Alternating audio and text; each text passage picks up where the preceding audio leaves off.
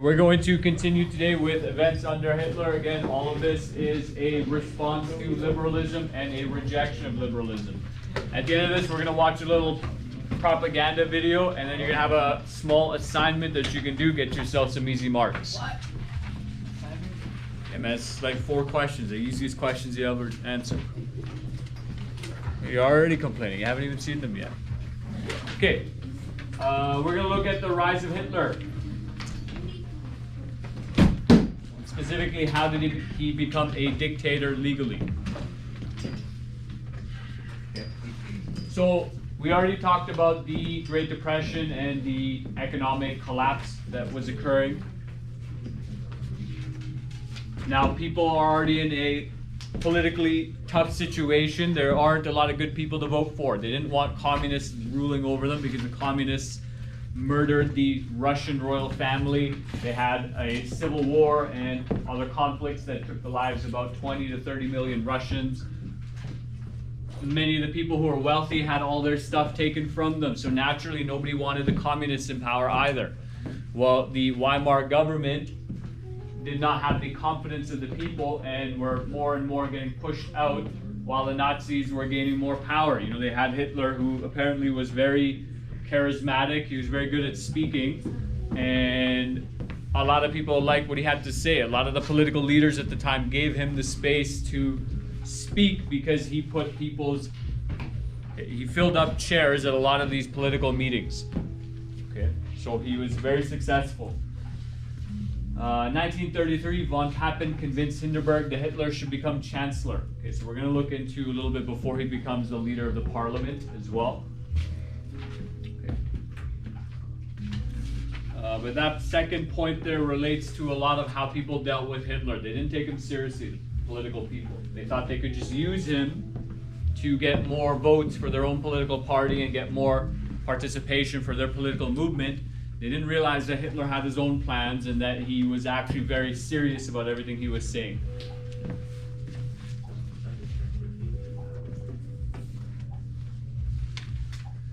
One of the main events here is the Reichstag fire. So the Reichstag is the political parliamentary building in Germany where government is held. It would be similar to the Capitol building, Parliament building in Ottawa as well. So this building is burnt down, and the burning of this building is quite mysterious, sketchy. They don't quite know who did it. The Nazis utilized this event as the moment to capture more power. They said, oh, well, communists burnt this down. The communists are our enemy. It's possible they found someone in there. You know, a lot of this stuff is hard to say for certain because, you know, these political movements are utilizing espionage, lies, and secrecy to push their agenda forward as well. But this building burns down, and Hitler is able to convince the people that the communists are trying to take power by terrorism. And so he counter-suggests that, you know, to respond to this threat, give me power for a certain amount of years. I think he asked for 4 years initially. Give me full control of parliament and government, and I'll solve this problem for 4 years. This is one of the many mistakes that the German people made. You know, they kept giving more and more space and more ground to Hitler and his, let's say, outrageous ideas and approach to governing. Okay.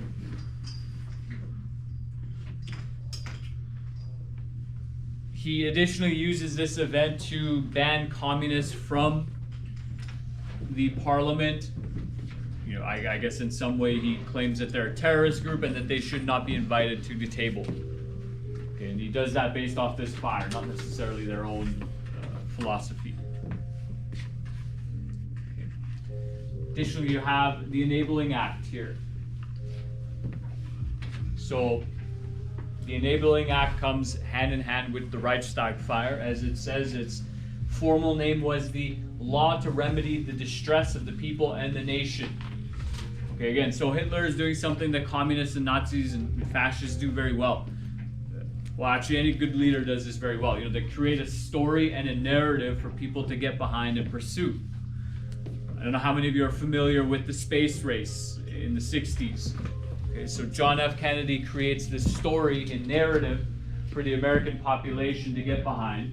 And within 10 years, he creates this challenge. He says, there's no way we're going to let the Soviet Russians get to the moon before us. There's no way we're going to let them win that challenge and beat us as free Americans. And he's able to get the entire society behind that goal, which they achieved in 10 years.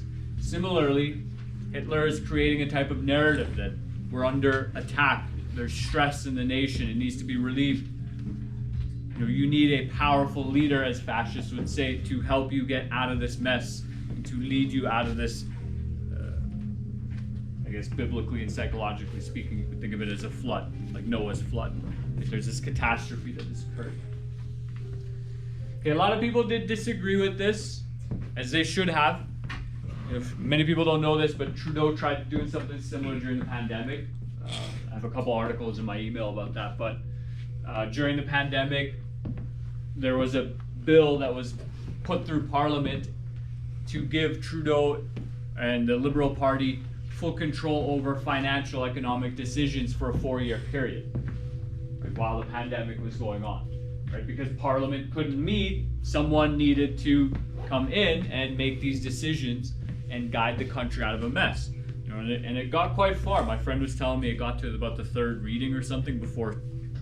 Right? It got quite far into Parliament before they scrapped it for similar concerns of, well, you can't give all this power to one person with no checks and balances.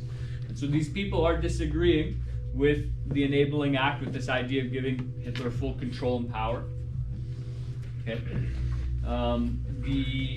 Although many members of Parliament disagreed with the idea of the Enabling Act, the military influence, so intimidation of Hitler's SA and SS, which is Hitler's specific military, or the Nazi Party's paramilitary, that they used to enforce their laws and to act out some of the acts of violence that we'll learn about later. It forced them to change their minds. So there's a lot of intimidation going on. Again, this is not democratic. This is not a very liberal way of doing things where you allow people their ability to speak their minds. Right? He's just using force and intimidation. Okay, there's some other stuff about the specifics of the vote. Some of the Social Democrats, some of the people did vote against this bill, but not enough. Partly because many people were barred from even entering the building where they held the vote. So Hitler made sure to stack the odds in his favor and to ensure that this goes through. And that's what I meant yesterday when I said that he gained a quasi-legal dictatorship, although he used a lot of force. So the Enabling Act, it granted Hitler the right to enact laws without consulting the German parliament for a period of 4 years. It formed the legal and constitutional basis for the Third Reich because it allowed Hitler to create laws which deviated from the existing constitution. Right, so at this point, Hitler is leaving liberalism aside. He's letting it go. Right? He's not letting the people have this right to voice their concerns and to partake in the government process. He's simply saying that, well, now that you've given me full authority to make laws, I don't need you to guide me and tell me what to do. I will do it myself. And again, the people in this political party, I don't know if it's in my grade 11 stuff. I feel like I'm missing a bunch of material here, but there's a whole process to this. But this process that has gone on to put Hitler into power, people kept conceding. They kept giving him ground. He started ranting and doing crazy stuff in public speeches. He got arrested.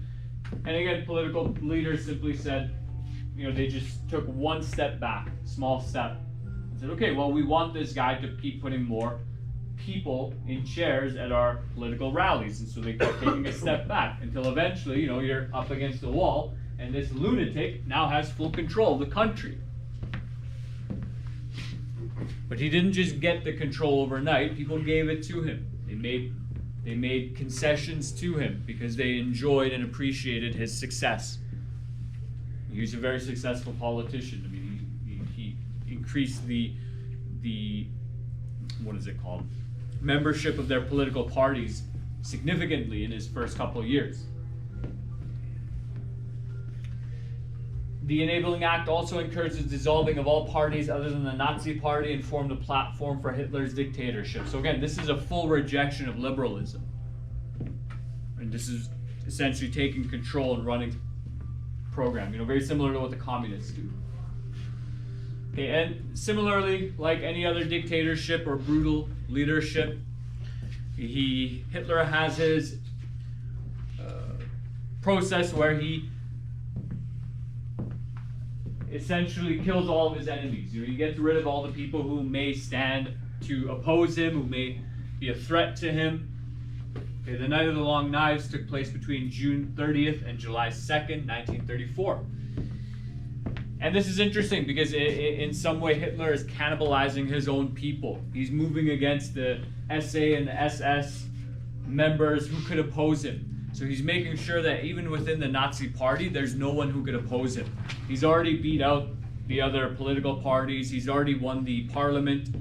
He's in charge politically, but within his own group, he's got to make sure that he takes care of the people who aren't fully loyal to him.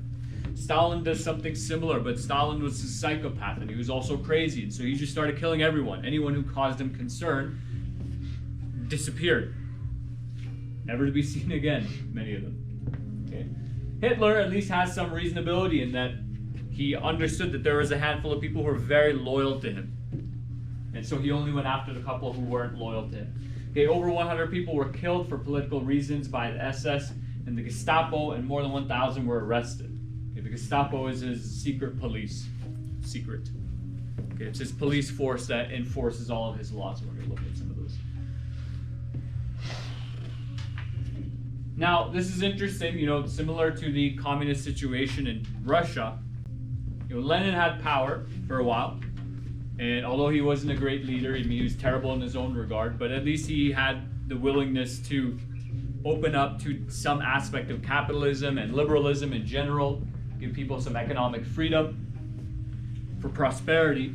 And I don't know everything about Lenin. Unfortunately, a heart attack takes Lenin, and Stalin takes power.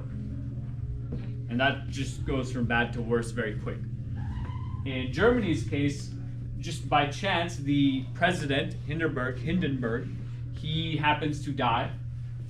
I forget exactly how, but I believe it's a natural death. Like, no one murdered him. And this gives Hitler an opportunity now to combine not only chancellor, so the leader of the parliament, but also president. And I still don't fully understand the full differences between the two, but my understanding so far, if I'm correct, I could be wrong, is that the president has control over the military as well. So as chancellor, as dictator of Germany, political dictator of Germany, Hitler only had his SS and SA, his own personal paramilitary, right, with the Nazi party. But this gives him access to the full country now. And then that's where he gets his title. He names himself Der Führer, which is the leader, I believe. Okay. And just like any other dictator, he ensures that the army, the politicians, he ensures that people swear a oath of loyalty to him, not the party, not the country. They're loyal to Hitler, right? And then it begins that process of hijacking an entire country. Okay, we'll look at that. And as you can see, this Nazi brigade marching here.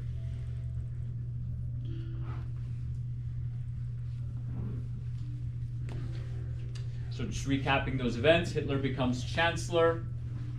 You have the Reichstag, where the parliament building burns down, which opens up an opportunity for Hitler to take full control of parliament and parliamentary decisions, government decisions, through the Enabling Act, which leads to the Night of the Long Knives. Now that he has full control of the government, he's got to take care of his own enemies from within, so no one can stab him in the back and take over and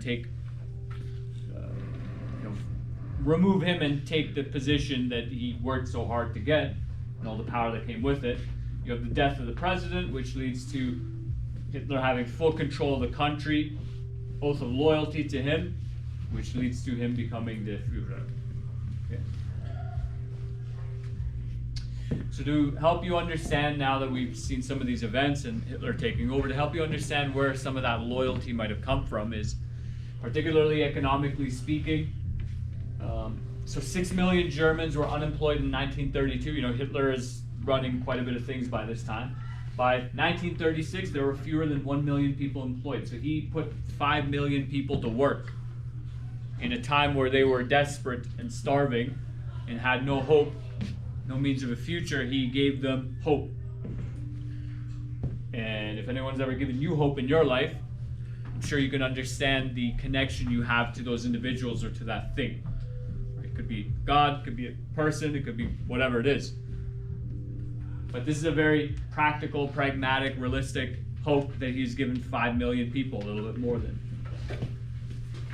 He's also starting all these public projects, so he's building roads, he's rearming the military, he is supporting farmers, he's producing food. Interestingly enough, many of those roads that he built, are any of you aware of the Autobahn? You heard of this? No one? Maybe a couple of you? The Autobahn is just their highway system, but essentially Hitler is already preparing for war. He's creating these highway systems across Germany, which then are later used for tanks and transportation of equipment and whatever they need.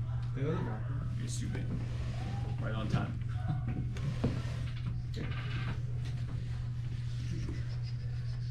At the bottom here, so women were not allowed to work because Hitler had a different job for them. They were intended to have children and to raise families so that Hitler would have people for an army. Okay.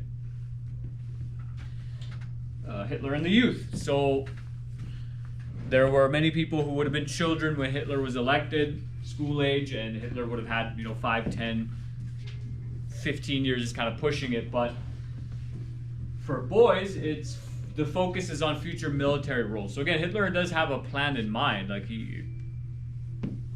for whatever reason, he is aimed at killing as many Jews as possible and creating as much destruction as possible in Europe.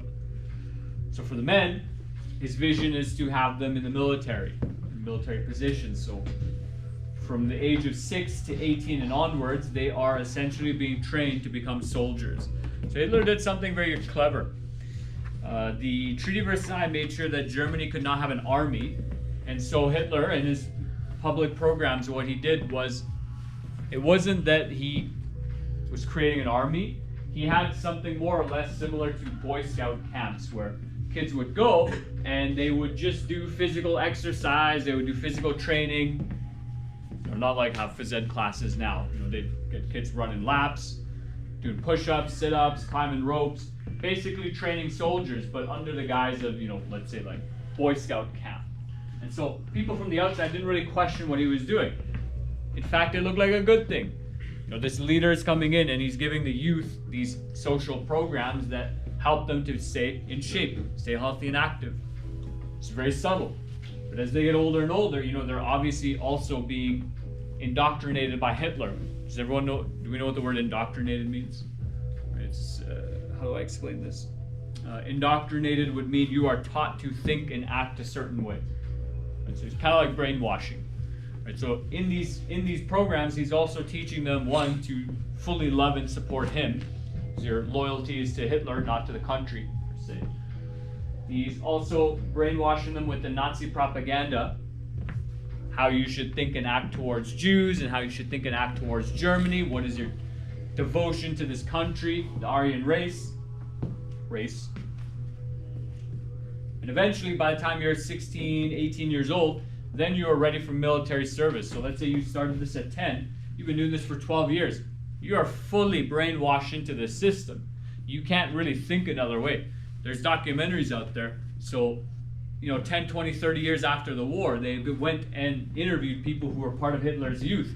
And these people, even well after the war was lost, after Germany's reparations and the catastrophe of World War II, because they were caught at such a young age and indoctrinated, these people, when they're 50, 20, 30 years after the war, they still fully believe this Nazi propaganda. They fully supported Hitler, which is boggling, but it speaks a lot to what can happen if you catch people young enough and, let's say, corrupt their minds with a mode of thinking that's destructive.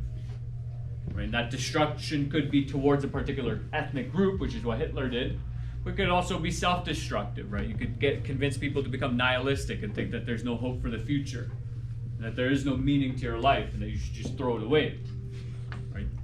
If you get people young enough, they'll fully believe that, and then and they become very subservient, and they're not going to be a very disruptive populace, right? If you teach people how to think critically from a young age and be creative and solve their own problems, those people are very hard to control and rule over, to govern over, because they don't necessarily need a government or a ruler. They have enough capacities and facilities within themselves to take care of themselves or to figure out solutions. This type of system, similar to the communist system, is creating good workers, which many people critique the modern school system and say, well, the school system is doing an excellent job of creating good workers, not necessarily critical thinkers and creative thinkers. So feel free to think about that, whatever you want. For girls, the focus is on domesticity, which is basically, like domestic care. Right? Like Hitler wants young German women to have as many children as possible. He's incentivizing it. He's giving the benefits for it. So many boys and girls would go to these camps, and they're mixed, and many parents would be shocked when their daughters came home at 14, 15, 16 years old and they're pregnant. Right? It's like, what the hell? We sent you to camp. Why are you pregnant? Right? But like the communists, the Nazis as well, they utilized a system of snitching on your own people, and these young Germans were incentivized to snitch on their parents for being upset that maybe they're pregnant, that they're having a child, right? That they're going against what the Führer would want, right? Their leader would want.